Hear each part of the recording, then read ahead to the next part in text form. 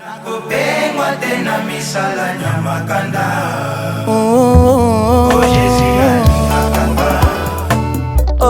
Jésus nanga,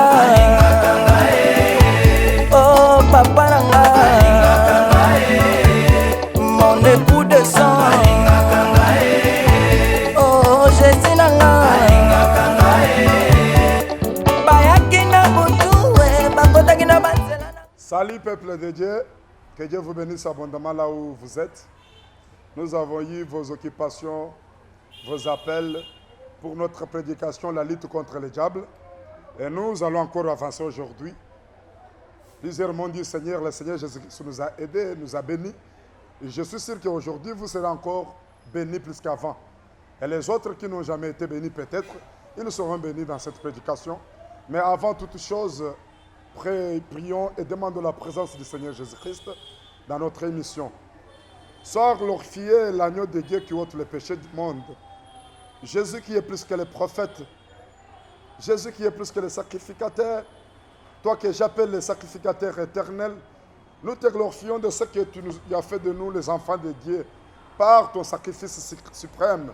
Nous voici dans cette émission, Seigneur, en train de vulgariser ta parole, d'évangéliser au peuple du monde entier pour qu'ils te reçoivent ton nom et qu'ils soient bénis et sauvés par toi. Seigneur, ouvre les oreilles et les cœurs de tes enfants. Seigneur, parle avec moi, ton serviteur, afin que je disparaisse et que tu apparaisses en moi. Soit ma bouche, soit la parole qui sera en moi, parce que la Bible dit, il a plu à Dieu de sauver l'humanité par la folie de la prédication. Sauve ton peuple maintenant, au nom puissant de notre Seigneur et Sauveur Jésus-Christ. Amen. Tout enfant de Dieu, frères et sœurs, vous tous qui me suivez maintenant, nous allons encore aborder un grand sujet, toujours dans la race de Luther.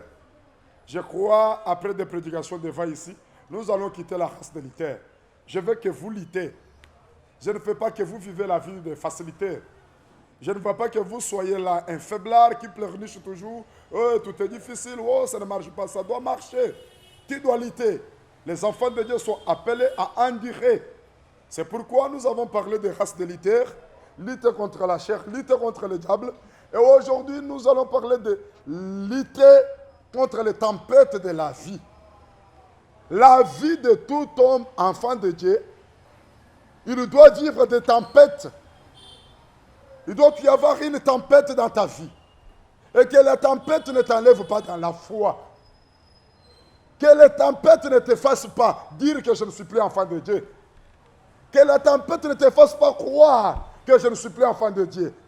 Nous allons lutter contre les tempêtes. Lisons Marc, chapitre 4, verset 35 au 40e verset. Marc, chapitre 4, du 35e au 40e verset. Ces mêmes jours, sur le soir, Jésus leur dit, passons à l'autre bord. Après avoir renvoyé la foule, ils l'amenèrent dans la barque où il se trouvait. Il y avait aussi d'autres barques avec lui.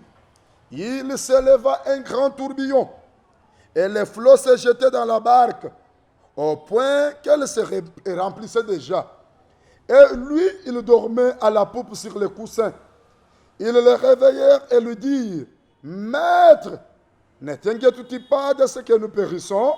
S'étant réveillé, il menaça le vent et dit à la mer, « Silence, tais-toi !» Et le vent cessa, il y eut un grand calme. Puis il leur dit, « Pourquoi avez-vous ainsi peur? Comment n'avez-vous point de foi ?» Frère, ma sœur, écoutez-moi ce matin, encore dans cette prédication. Moi, je vois maintenant que l'Église semble devenir faible dans le monde entier maintenant. Pourquoi? Parce que les enfants de Dieu sont devenus des hommes flottants. Sont devenus des hommes qui sont embrayés par-ci, par-là, par des vents et des tempêtes, qui n'ont pas de la foi fixe. C'est pourquoi maintenant même l'Église recourt derrière la magie. C'est pourquoi même maintenant la cupidité a maintenant pris l'Église en otage. C'est pourquoi même maintenant les enfants de Dieu ne sont pas forts. Ils ne travaillent pas, ils ne prient plus, ils sont toujours en train de pleurer, pleurnicher. Pourquoi? Je vois ça, je vois ça, je vois ça. Dans la vie de chaque homme, il y aura des vents et marées. Il y aura des tempêtes. Il y aura des tourbillons, mes frères et sœurs. Avant que nous abordons ce sujet, je vais vous expliquer qu'est-ce qu'est la tempête. La tempête, c'est une situation qui peut venir. C'est une situation normale que plusieurs connaissent, ou bien les tourbillons. Le vent peut souffler et pouvoir bouger des arbres, peut casser des arbres, peut enlever des sachets, des ordures, enlever de la poussière en haut. La tempête bouge les arbres. La tempête ou bien les tourbillons peut faire tomber des maisons. La tempête, spirituellement parlant, ce sont des situations difficiles qui atteignent les enfants de Dieu. Les situations difficiles qui arrivent dans la vie de l'homme. On ne vit pas seulement la paix chaque jour. On ne vivra pas seulement des bonnes choses chaque jour. Peut-être quand je parle là, il y a un frère qui est prêt d'être renvoyé du travail. Il y a une situation qui s'est levée là au boulot. Peut-être qu'il ne sait pas l'origine. L'origine, c'est les tempêtes. Les tempêtes, écoutez très bien ma définition. Je peux vous dire la source des tempêtes. Les tempêtes surviennent même du diable, même de l'éternel. La personne peut me dire, est-ce que l'éternel peut envoyer de la tempête? Oui. Pour voir si tu es véritablement son fils, si tu es véritablement son enfant, si tu es véritablement l'enfant de Dieu. Jésus est là dans la barque, ce n'est pas Satan. Jésus connaissait, étant le Dieu, étant l'admirable, Emmanuel Dieu parmi les hommes, il connaissait, il s'est endormi. Sachant que la tempête va arriver, pour voir, est-ce que les disciples que j'ai sont des disciples qui peuvent lutter contre les tempêtes de la vie? Ou bien ils seront toujours là à pleurnicher toujours. Le Seigneur s'est endormi. Je vais vous donner l'exemple. Regardez un peu mes frères et sœurs. Quand je dis que les tempêtes peuvent subvenir de Dieu, le jour où Élie fut monté au ciel, Élisée demanda la double portion d'Élie. Élie lui dit, tu me regarderas quand je m'en irai dans la tempête.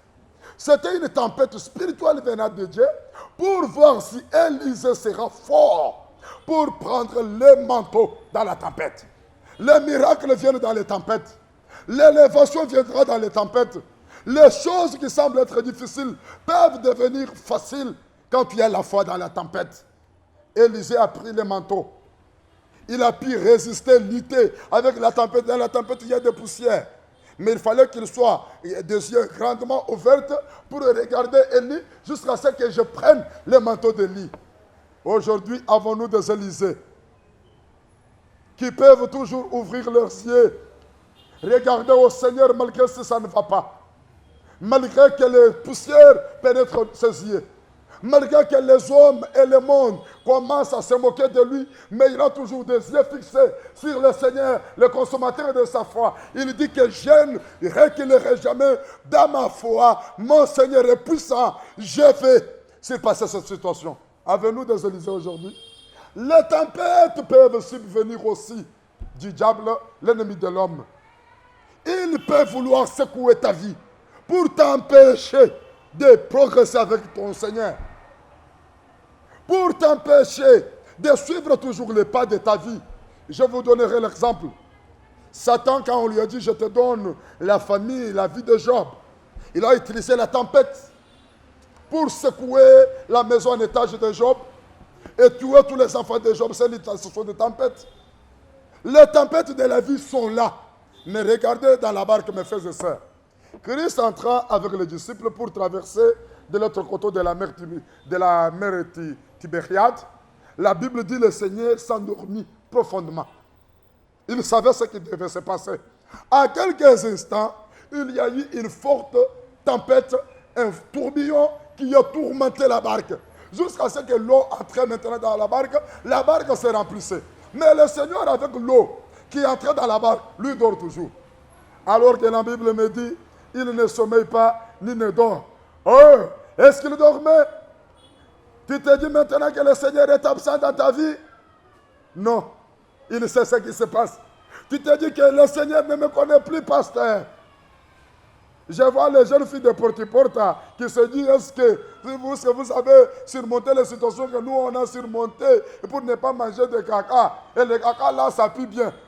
Parce qu'il mange bien. Toi, jeune fille, est-ce que le caca des matières là qui doivent se fermenter dans les ventres de l'homme. Même s'il avait mangé de shawarma, il avait mangé quoi et quoi, ça doit sortir comme shawarma. Toi, tu m'as qui? Sorcière que tu es. C'est lui qui ne sait pas supporter la tempête. Supporter les tempêtes de la vie. Supportons les tempêtes. Luttons contre les tempêtes, mes frères et sœurs. Voyons un peu. Quand il s'endormit, les disciples qui étaient avec Jésus-Christ, qui ont vu Jésus chasser les démons, qui ont vu Jésus parler aux esprits et les esprits lui obéissaient. Les disciples que Jésus avait envoyés autrefois pour aller guérir les malades, chasser les démons, chasser les esprits. Ils ont même ramené un bon témoignage pour dire au Seigneur Jésus, les esprits méchants nous ont soumis en ton nom. Est-ce que ce jour-là, le nom de Jésus était perdu? Est-ce que le nom de Jésus était déjà enterré? Les disciples ont commencé à crier, Seigneur. Ils ont dit même au Seigneur, ne t'inquiète pas de ce que nous périssons. Pour eux, ils devraient périr là avec Jésus. Qui vous a dit que mon Jésus qui est en toi peut mourir dans la souffrance? Parce qu'il y a du chômage, parce qu'il y a de la galère, parce que tu ne viens pas au monde avec les tempêtes là qui secouent ton mariage. Jésus est là comme le maître. La situation sera calmée. La situation sera méprisée. Si tu crois à ce que j'ai dit aujourd'hui, tu seras un héros dans ta vie. Tu seras un homme fort, mon frère, ma soeur. Tu seras un témoignage pour l'église du Seigneur Jésus-Christ. Tu seras une référence pour les autres qui viendront demain pour croire à ce Dieu et servir ce Dieu. Toi, diacre, tu connais ce pasteur qui me suit, qui est en train d'endurer de fortes souffrances.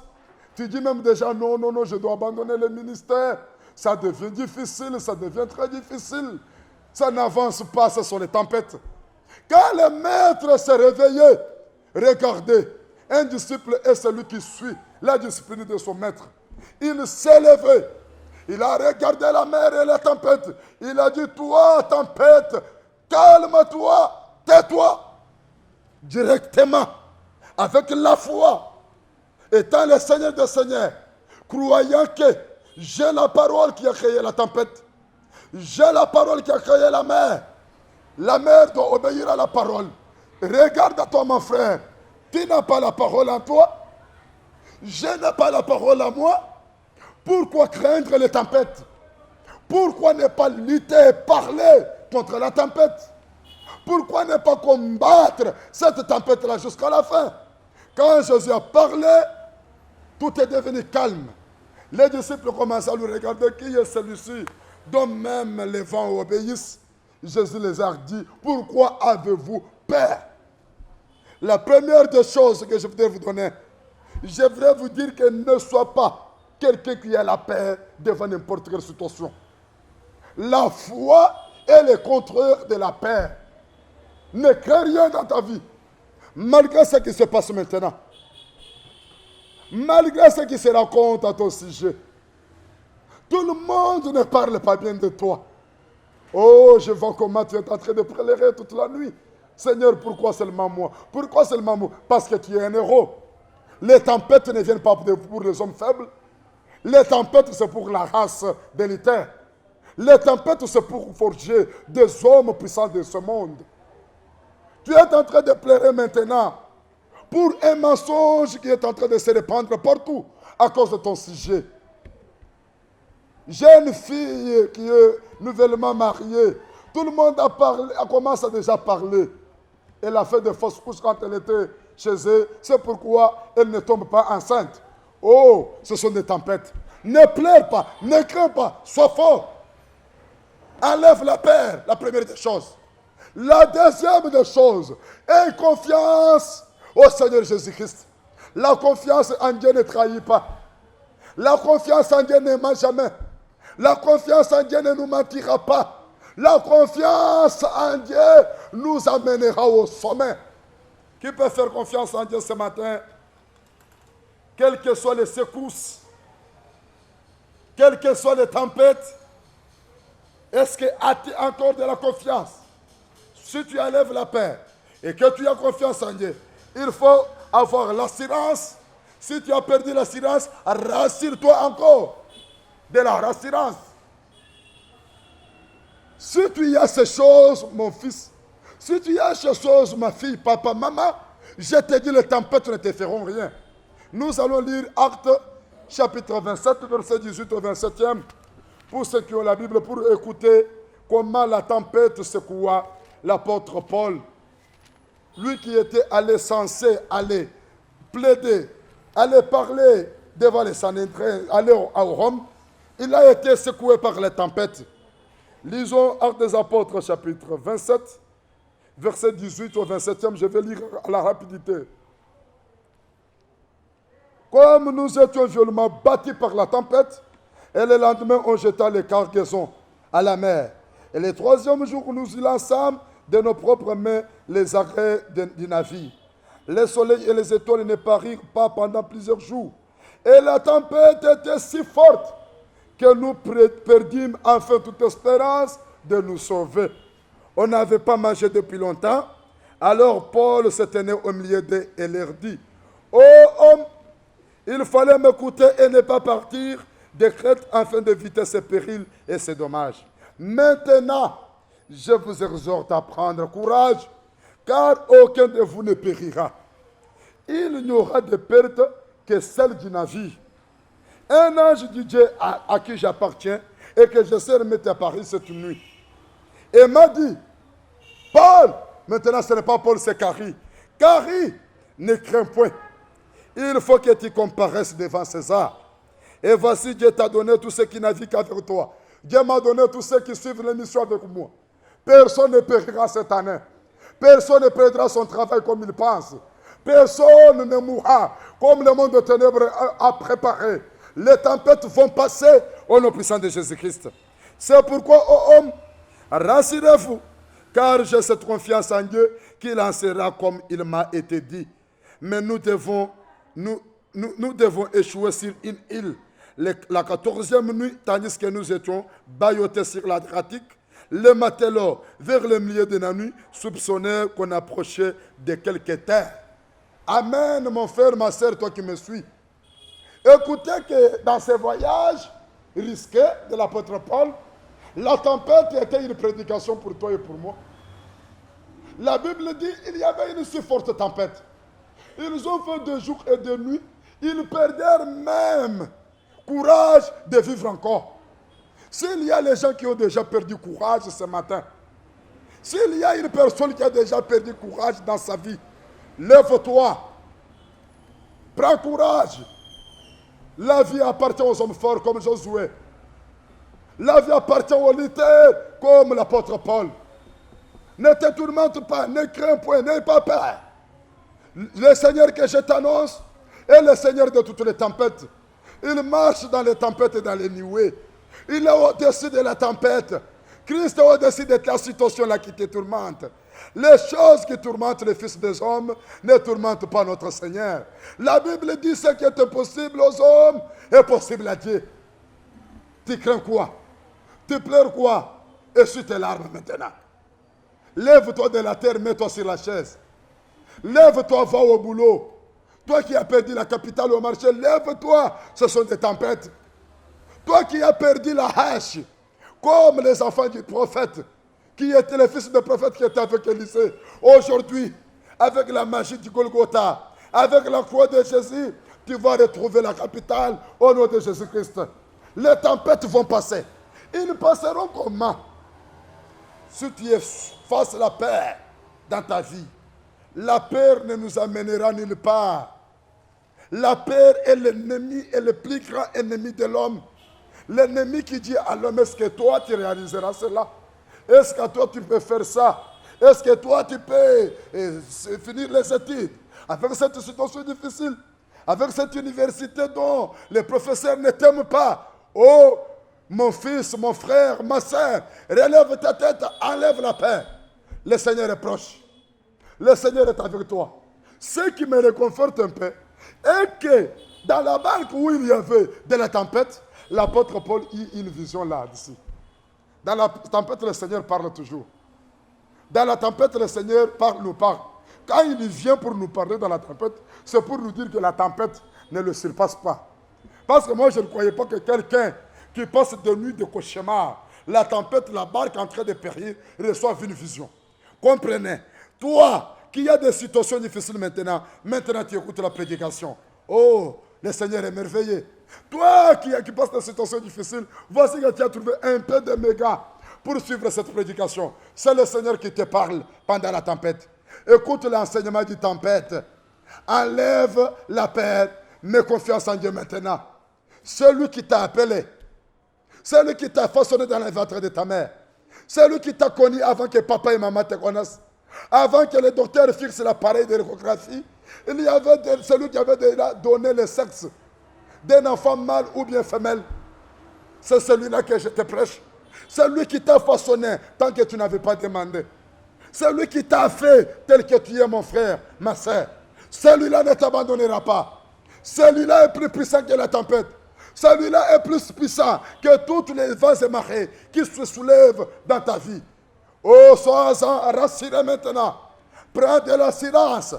Prends de la foi, la confiance, l'assurance et le courage s'appelle la foi. C'est la foi en toi, la foi qui est en toi, qui peut lutter contre les tempêtes de la vie. Toute personne qui a la foi, quel que soit ce qui arrivera dans sa vie, il y sortira vainqueur et plus que vainqueur même. Il y sortira victorieux. Moi, je prêche, je dis que la foi, c'est un ami proche de l'homme qui l'amènera à surmonter les obstacles. La foi, c'est Dieu lui-même à l'homme qui lui donne une autre vision là où les hommes voient la défaite, qui lui donne un autre langage là où les hommes parlent du négativisme. La foi est celui qui avance même là où il n'y a pas de chemin. Est-ce que tu as la foi ce matin? Si tu as la foi, mets confiance en Dieu. Et l'assurance, tu seras victorieux. Tu vas vaincre. Tu seras plus que vainqueur. Toutes ces situations vont se calmer. Si tu as la foi maintenant, tu prononceras la parole de la foi. Parce que la Bible dit, j'écris, j'ai parlé. Moi, je te dirai ça. Moi, j'écris, je dis que toi, tu seras riche de la famille. Tu seras victorieux en toutes choses. Moi, je prophétise sur toi, je dis, je crois que tu tomberas enceinte. Je crois que tu trouveras l'emploi. Je crois que toi, tu auras la vie éternelle. Je crois que toi, tu ne tomberas pas dans des choses de néant. Quelle que soit la tempête, les amis qui t'entourent, qui t'amènent maintenant. Moi, je crois. Est-ce que tu le crois aussi? Si tu le crois, tu peux parler là où tu es. Lutter contre les tempêtes, c'est avoir la foi. La foi, c'est une force, une puissance qui agit en nous. Une force qui agit en nous. Qui nous parle du langage de Dieu. La foi ne parle pas comme les hommes. Oh, je vais tomber. Oh, je vais mourir. Regarde la foi. La foi a parlé en Pierre quand Jésus marchait sur les eaux. Seigneur, si c'est toi, ordonne que je marche. Le Seigneur dit, Pierre marche. Pierre par la foi. Sans écouter l'état des autres qui crient, oh Pierre, Pierre, Pierre, dis attention, tu vas mourir, Pierre. Pierre met les pieds sur les eaux et a marché. Pourquoi tu as peur? Pourquoi écoutes-tu le langage des hommes? Pourquoi regardes-tu que je suis fini? Tu n'es pas fini. Si celui qui est en toi ne finit pas, toi aussi tu ne finiras pas. Toi tu es éternel. Comme ton Seigneur est éternel. Toi tu es vainqueur. Ton Seigneur a vaincu Golgotha. Jésus a vaincu la mort. Jésus a vaincu le péché. Il a vaincu Satan le diable. Seigneur Jésus est celui qui a lutté contre toutes les tempêtes de la vie. Si Jésus a lutté contre les tempêtes et a remporté, toi aussi tu vas remporter au nom du Seigneur Jésus-Christ. Je veux que tout celui qui m'a suivi maintenant commence à appeler toutes les tempêtes de sa vie, à dire que vous êtes moindre, vous n'allez rien faire. Je vais surmonter, je vais vous surpasser, je vais vous vaincre au nom puissant de Jésus. Je suis fort que jamais. Que les faibles disent ce matin, je suis fort. Que les pauvres disent, je suis riche. Que les malades disent maintenant, je suis guéri. Que celui qui est affaibli dise maintenant que je suis fort. Mon frère, ma soeur, je veux que nous lisons 2 Corinthiens, chapitre 5, verset 7. Je veux que chacun de nous répète les mots de quelques paroles que je veux parler là-dessus maintenant. 2 Corinthiens, chapitre 5, verset 7 nous dit ceci. Car nous ne marchons pas. Car nous marchons par la foi et non par la vie. Car nous marchons par la foi et non par la vie. Nous ne marchons pas avec les yeux des hommes pour voir toute cette tempête-là. Ferme ces yeux-là. Marche par la foi. La foi voit qu'il y a la victoire. La foi te montre toujours au sommet. La foi t'enlèvera en dessous du montagne et t'amènera au sommet de la montagne. La foi te fait voir ce que tu seras demain. La foi montre à Joseph, orphelin de mère, que regarde, ton père, ta mère et tes frères viendront s'agenouiller devant toi. Prends cette vision-là maintenant, mon frère, ma soeur. Toi qui dois lutter contre les tempêtes de la vie, prononce ces paroles avec moi. Dis, Seigneur, par la foi, par ma confiance en toi, Seigneur, par l'assurance que j'ai dans mon cœur, je surmonterai toutes les tempêtes de ma vie. Les tempêtes du présent et les tempêtes futures. Commence à prier là où tu es et moi aussi je prie pour toi. Sois glorifié le roi de tous les rois et le Seigneur de tous les seigneurs. Nous avons encore amené ce matin la portion du gâteau de l'esprit à nos frères et sœurs qui se sont abattus, qui se retrouvent par terre, qui se disent que nous sommes lassés, fatigués par les tempêtes de la vie. Seigneur Jésus, tu nous as donné l'ordre d'avoir la foi devant les tempêtes. Comme ils sont race de l'éther, ils vont vaincre toutes les tempêtes. Seigneur, sauve ma sœur, sauve mon frère, transporte-lui maintenant par la foi et place-lui au-dessus des tempêtes. Place-lui au-dessus de ses ennemis, au-dessus de tout ce qui arrive dans sa vie, au-dessus de tous ceux qui l'entourent maintenant, au nom puissant de Jésus.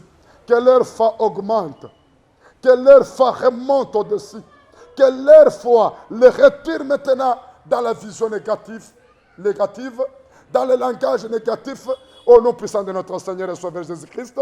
Que l'Église du monde entier ne marche pas selon la vie, mais marche selon la foi, au nom puissant de notre Seigneur et Sauveur Jésus-Christ. Amen. Peuple de Dieu, nous en avons fini avec la portion du gâteau d'aujourd'hui. Je veux que tous frères et toutes sœurs qui me suivent maintenant, tous ceux qui sont en République démocratique du Congo, vous pouvez prendre l'adresse. Nous sommes sur la route Kassai. Si vous allez en ville, dans la commune de la Gombe, Kassai Ahaï. Si vous êtes sur Kassai Ahaï, vous voyez dans votre main gauche, vous verrez l'église Elda, Assemblée de Barumbu, là où je suis pasteur et conducteur. Je suis dans une grande communauté Elda, l'église que dirige mon père spirituel, l'apôtre Jean Kabeyemou Bikaï. Je reçois ici à l'église de Barumbu chaque jeudi, de 9h à 15h, pour toutes nos sœurs, nos frères qui auront besoin de voir les pasteurs. Pour vous qui êtes en dehors du pays, il y a vos amis, vos frères, vos sœurs qui m'écrivent déjà. Nous prions pour eux.